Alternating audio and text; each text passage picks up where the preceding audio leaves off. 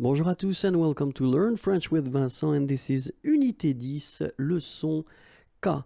And in this lesson, we'll see le superlatif avec un nom. Okay, so le superlatif, remember it's the most or the least in English. Okay, we saw in the previous video how to construct it with an adjective or an adverb, and in that case here it will be a really short one, but still if we want to construct this superlative form with a noun, avec un nom, let's see how we'll make that.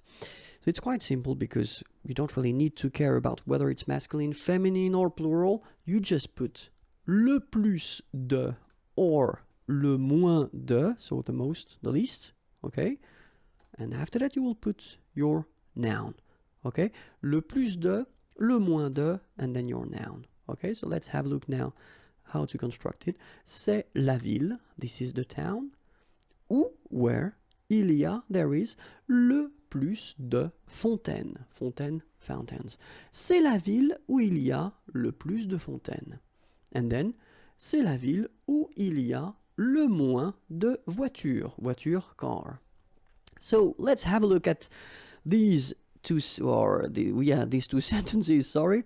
The first thing that we've got to spot is, well, here it's le plus, and here it's le moins, so you don't really care whether it's masculine or if feminine or plural. You just put le plus, the most, le moins, the least. And then remember that you will have to put your preposition de right after, and have a look, because your noun, fontaine and voiture here, should be without any articles before. Okay, so c'est la ville où il y a le plus de fontaines, sorry. C'est la ville où il y a le moins de voitures. Okay, and that's the way that you can use if you want to construct this superlatif avec un nom. Okay, so it's quite easy. I hope it was clear.